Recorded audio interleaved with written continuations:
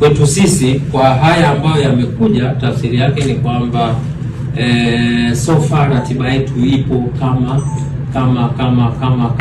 ilivyopangwa. Na kwa sababu gani? Kwa sababu chombo kinachoendesha na kusimamia ligi ni chombo kingine tofauti na watu ambao leo wamekutana. Ndio maana nikasema kwamba tumepokea and then tutapeleka sasa kwenye mamlaka husika zikiwemo hizo kamati na mamlaka nyinginezo.